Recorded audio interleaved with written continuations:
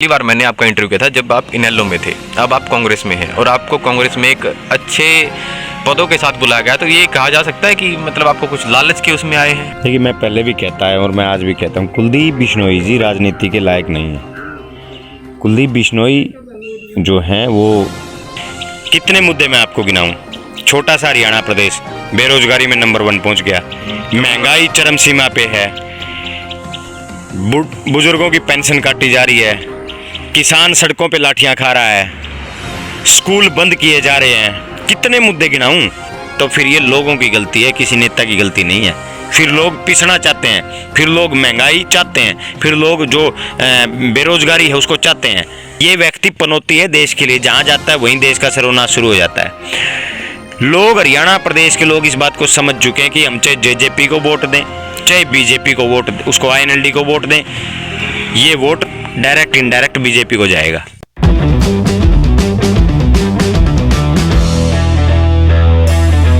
नमस्कार साथियों, आप देख रहे हैं देश हरियाणा।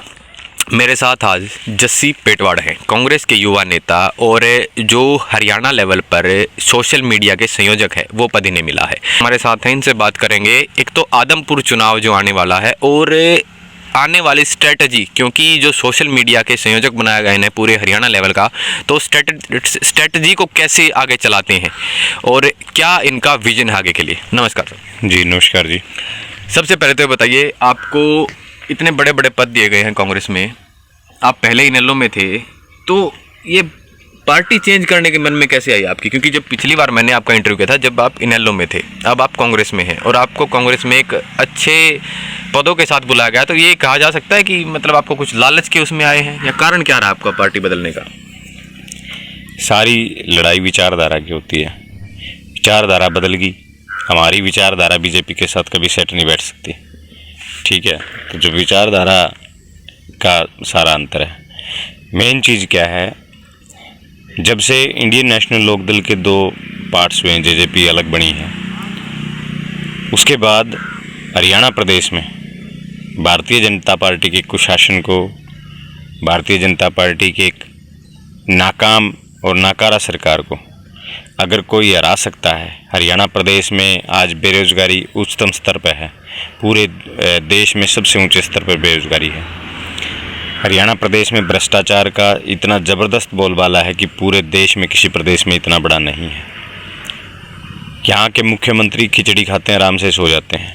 अगर इस नाकारा और नाकाम सरकार को कोई हटा सकता है तो वो चौधरी भूपेंद्र सिंह हुड्डा जी हैं, कांग्रेस पार्टी हैं। हमारी विचारधारा ये है कि भारतीय जनता पार्टी का जब कुशासन, जब राज जाएगा, एक कांग्रेस पार्टी का चौधरी भूपेंद्र सिंह हुड्डा के नेतृत्व में जब राज आएगा, तब हरियाणा प्रदेश की प्रगति होगी, तब हरियाणा प्रदेश का विकास होगा।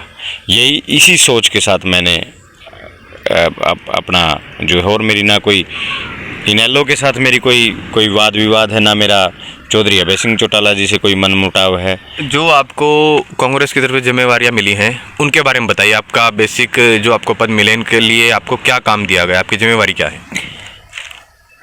देखिए, पार्टी संगठन में पद तो आते जाते रहते हैं, मिलते रहते हैं, जाते रहते हैं, वो इशू नहीं है।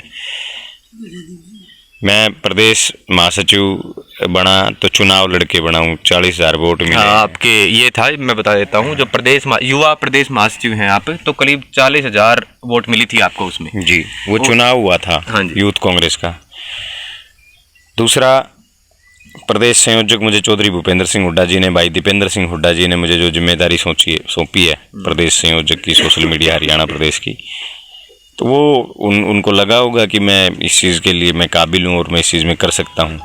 देखिए, पार्टी कोई हो, काबिल लोगों को ही पदों पे बिठाया जाता है। पार्टी अपनी तरफ से काबिल ही सोचती है और उनको ही बिठाया जाता है। हो सकता है उनको ये लगा हो कि मुझ में काबिलियत है, हमारी टीम इस चीज़ को कर सकती है।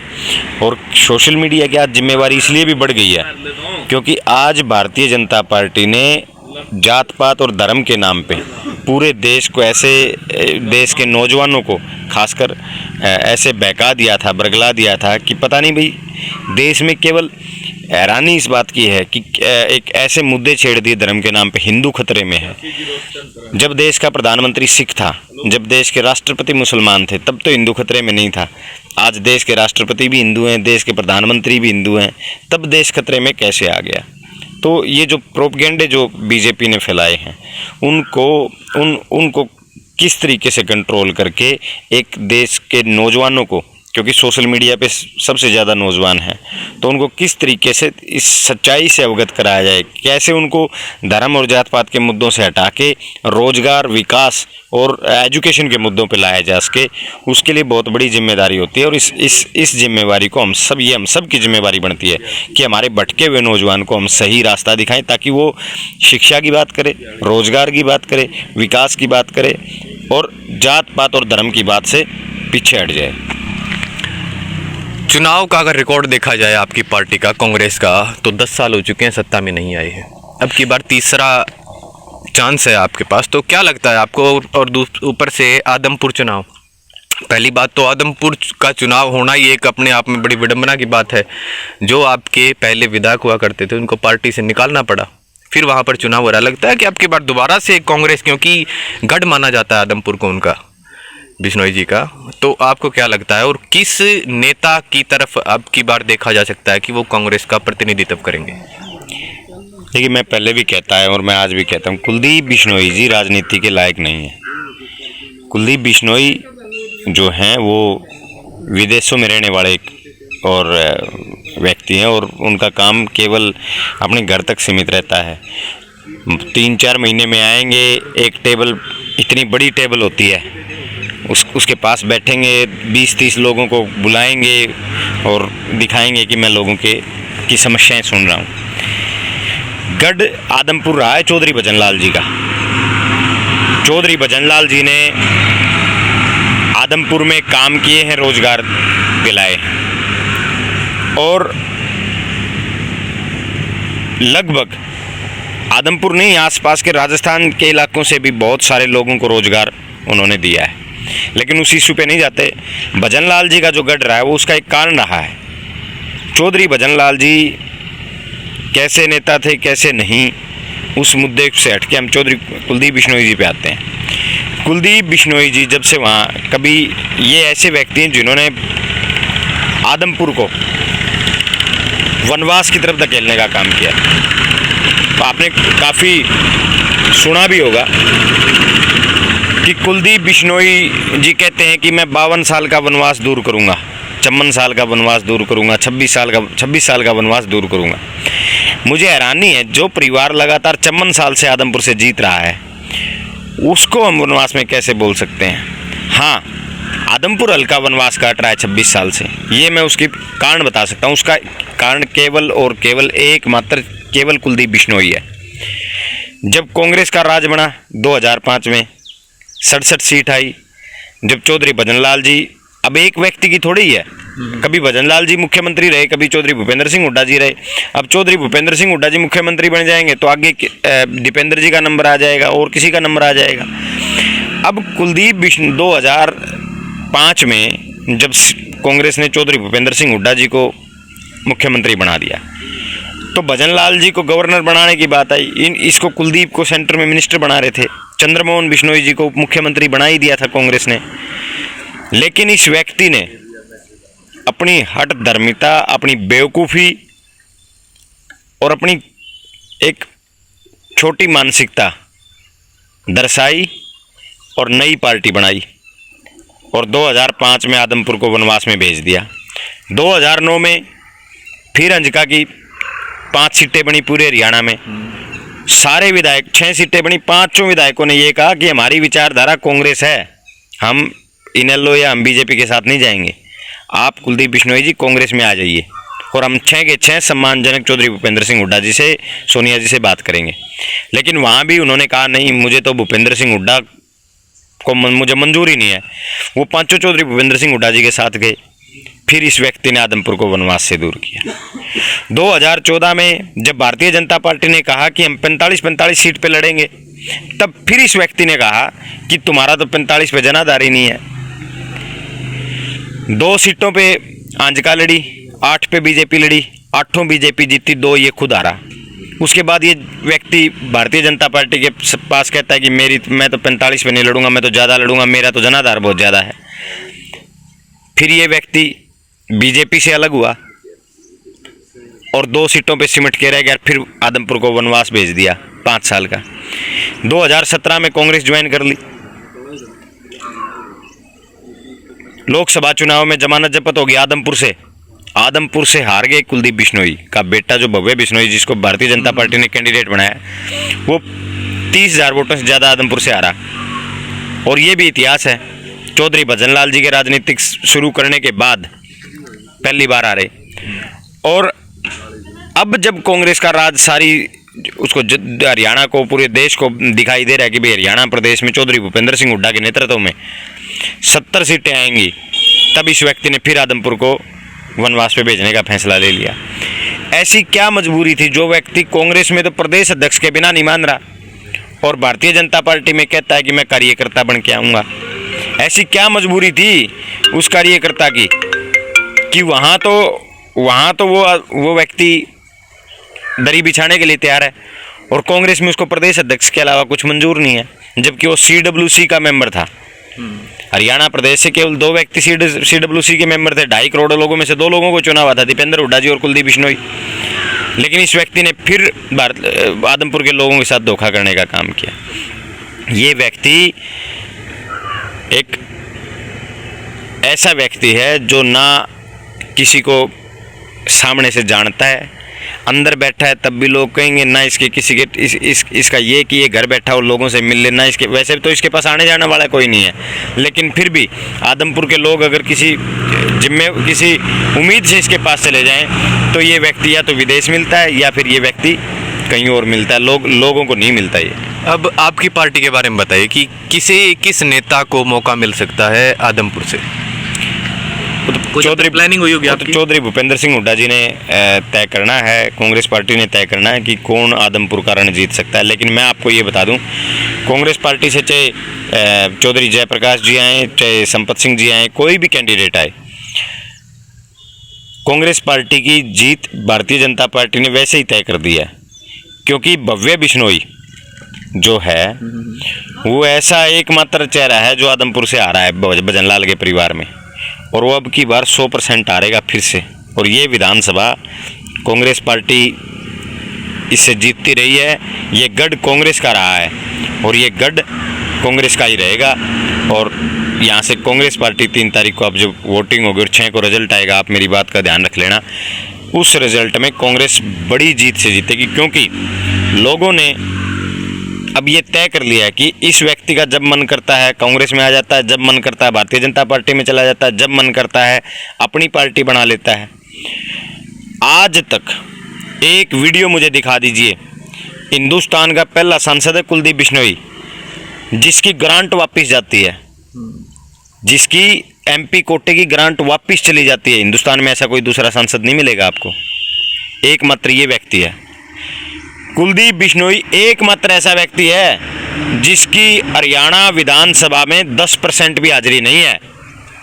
और एक वीडियो सिंगल, आप तो सोशल मीडिया पे हो, सारा दिन आपका चैनल चलाते हो, लोगों से मिलते हो, एक सिंगल वीडियो मुझे कुलदीप बिश्नोई की दिखा दो जिसमें इसने विधानसभा में खड़े होकर आदमपुर के लिए कोई मांग की हो।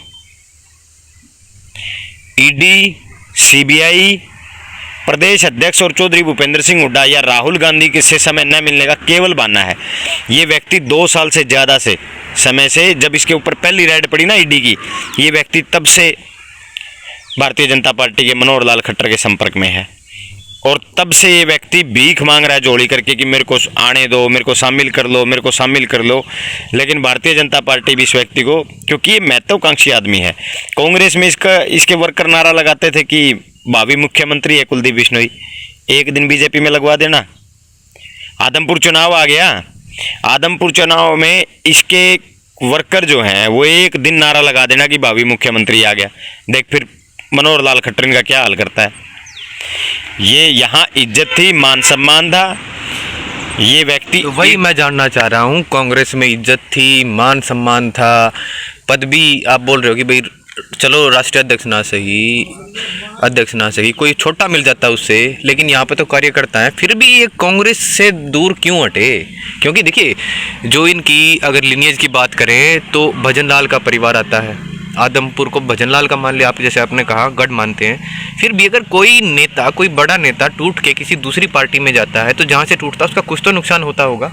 इसमें कांग्रेस की भी तो कुछ कमी रही होगी कि वो छोड़ के जाते हैं, वो अपना वोट नहीं डालते और जो राज्यसभा का सांसद की पद होता है वो किसी निर्दलीय को मिल जाता है, कांग्रेस को नहीं मिलती। हालांकि अगर देखा जाए आंकड़ों के हिसाब से तो वो सीट राज्यसभा का जो सांसद की सीट थी वो कांग्रेस की होनी चाहिए थी, लेकिन सिर्फ 2 लोगों की वजह से, किरण चौधरी का नाम आता है और इनका नाम आता है, इनकी वजह से वो सीट चली जाती है। कांग्रेस की भी तो कुछ गलती मानते होंगे। एक युवा नेता होने के नाते मैं आपसे बात पूछता हूँ, देखिए अपनी कुछ तो कमी रही होगी, अपनी कमी बताना भी तो कोई बात होती होगी, इसलिए मैं आपसे जानना चाह रहा हूँ क्या कमी रही कांग्रेस में? कोई कमी नहीं थी कांग्रेस में, फिर भी जा रहे बताइए। अब पूरे प्रदेश से केवल 2 व्यक्ति CWC में हो तो कांग्रेस की क्या कमी है? अब किसी ने अगर मरना ही है, अब किसी के ऊपर ईडी और CBI बिठा रखी है, बेचारा 200-200 करोड़ रुपए की बेनामी संपत्ति हड़प रखी है। जब राज था तब सारे हरियाणा को लूट के खा गया, और अगर अब ईडी और CBI जो, क्योंकि ये वैसे भी ये नरेंद्र मोदी का एक ऐसा तोता है जो जिसको चाहे उसके मंडेर पे बैठ के उसको डराने का काम करता है।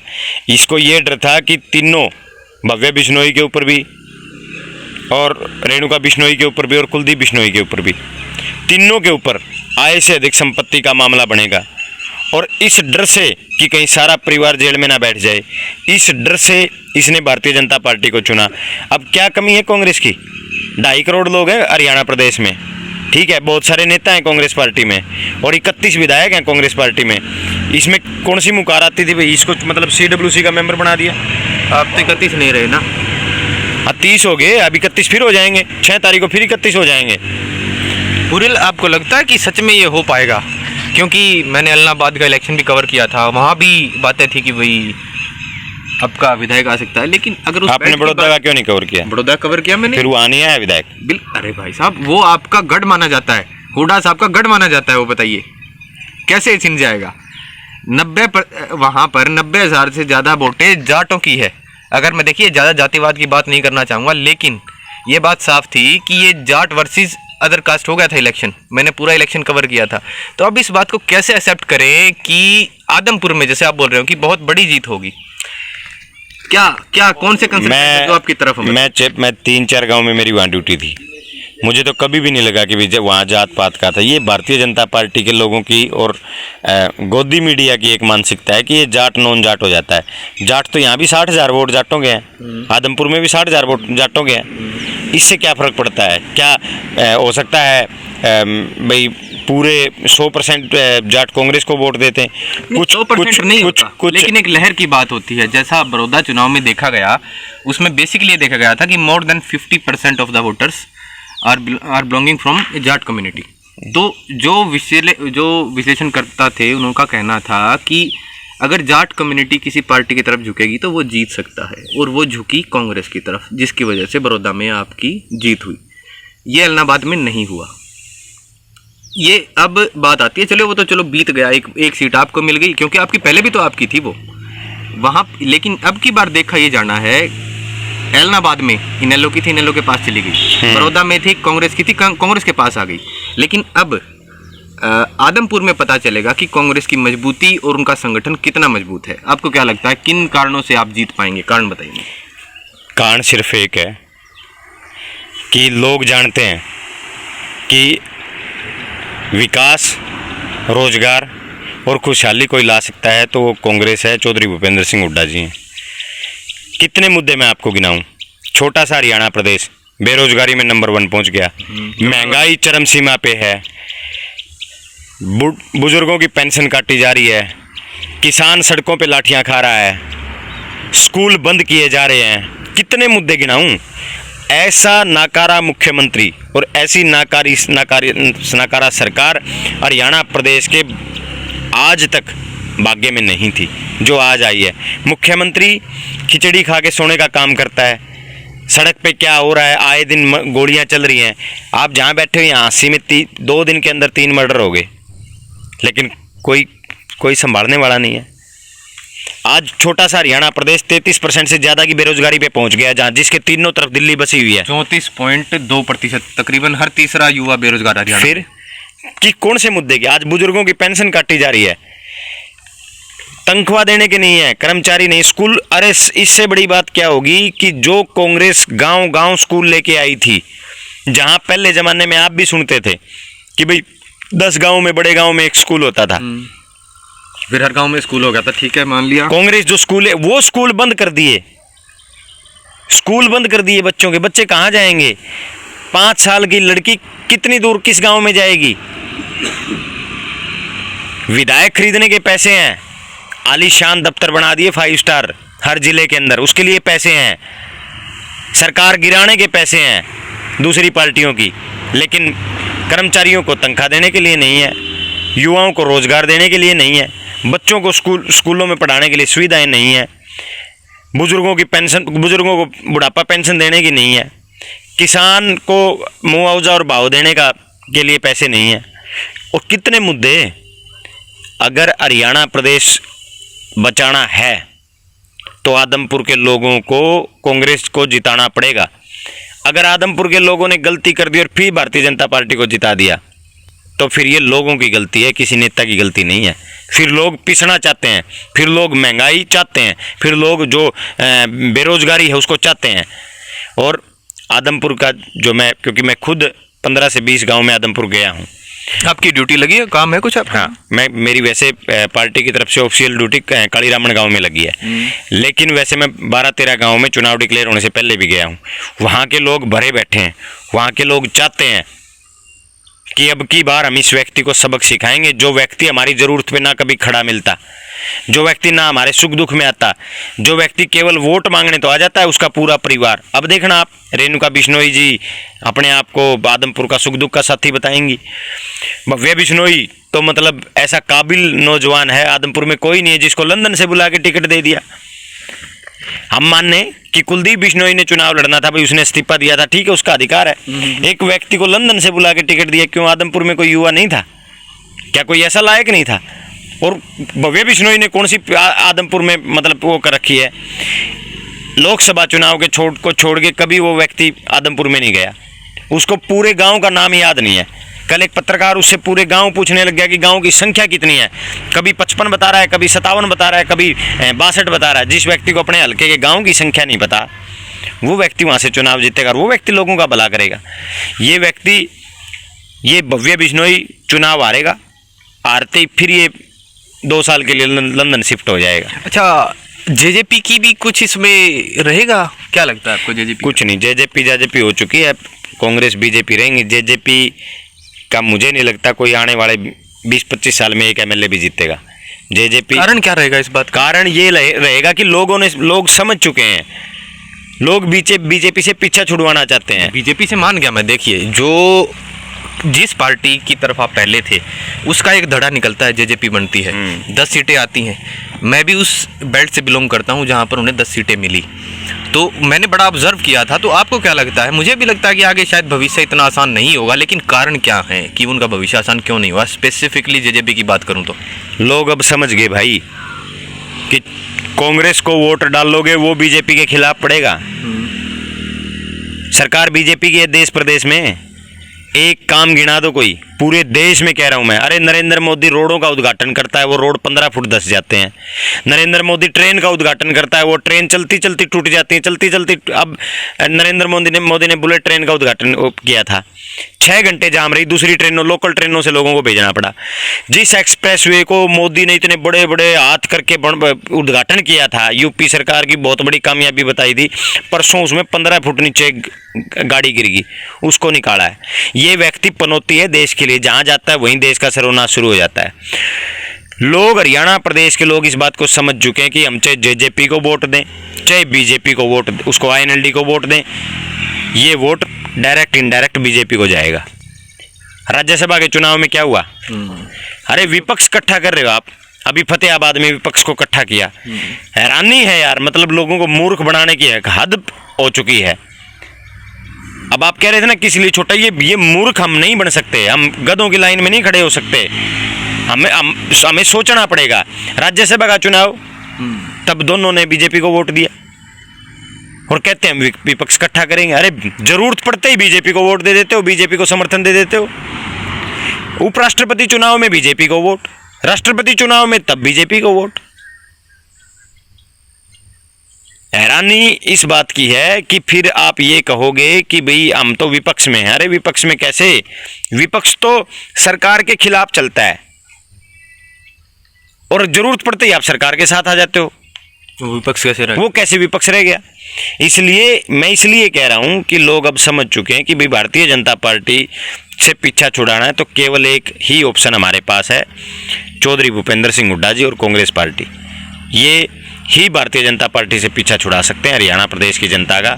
और लोग, इसलिए मैं कह रहा हूं कि आदमपुर में भी कांग्रेस जीतेगी, क्योंकि लोग इस बात को समझ चुके हैं। लोग मूर्ख नहीं है, लोग इस बात को समझ चुके हैं कि डायरेक्ट इनडायरेक्ट इन्होंने बीजेपी के चरणों में ही जाना है। इसलिए इनका तो जिक्र ही बंद करो। भारतीय जनता पार्टी ने जो जात पात और जो धर्म की राजनीति की थी उसका भी खात्मे का टाइम बिल्कुल नज़दीक आ गया। तो 24 में हम मान के चले कि कांग्रेस पलट सकती है हरियाणा? नहीं, मान के मत चलो। जो नारा 75 पार का भारतीय जनता पार्टी ने दिया था, उस नारे पे मोहर तो हरियाणा प्रदेश की जनता कांग्रेस पार्टी के नाम पे लगाएगी। चौधरी भूपेंद्र सिंह हुड्डा के नेतृत्व में कांग्रेस पार्टी की राज बनेगा। और वो जो उन्होंने नारा दिया था ना 75 पार का, और 75 बोल के 40 पे रह गए थे, वो नारा भी कांग्रेस पार्टी और चौधरी भूपेंद्र सिंह हुड्डा जी पूरा करेंगे। ये सुना आपने कांग्रेस के युवा नेता जस्सी पेटवाड़ को। बहुत सारी बातें हुई, आदमपुर चुनाव के बारे में बातें हुई, कांग्रेस बीजेपी के बारे में बातें हुई, जेजेपी के बारे में बातें हुई। तो इनकी बातों में आपको कितना लगता है कि इनकी बातें कितनी सही हैं, कितनी गलत हैं, या क्या कमियां लगती हैं, क्या अच्छाइयाँ लगती हैं? तो कमेंट करके बताइएगा। आगे भी अगर आप लोगों के बीच से कमेंट में कुछ सवाल आते हैं तो इनसे पूछे जाएंगे, जवाब दिया जाएगा। अगर कुछ सवाल आते हैं हमारे दर्शकों की तरफ से तो आप उन सवालों का जवाब देंगे? मिलने का होगा अगली बार? जब मर्जी आप आ जाना, मैं जवाब देने के लिए तैयार हूँ। लेकिन मैं आपके व्यूवर्स से, मेरे नौजवान साथियों से एक बात कहना चाहता हूँ। जवाब हमेशा सत्ता पक्ष से मांगते हैं, और सत्ता पक्ष से जवाब मांगिए। कहाँ है आपका रोजगार? आपकी नौकरियाँ खा गए, वो कहाँ हैं? इतनी महंगाई क्यों है? क्यों आपके घर बैठे बुजुर्गों की बुढ़ापा पेंशन कट रही है? क्यों आपके बच्चों के स्कूल बंद किए जा रहे हैं? ये जवाब मांगना है तो मनोहर लाल खट्टर और दुष्यंत चौटाला से मांगिए। बीजेपी और जेजेपी के इस ठगबंधन से मांगने का काम करिए। तो बने रहिए देश हरियाणा के साथ। धन्यवाद।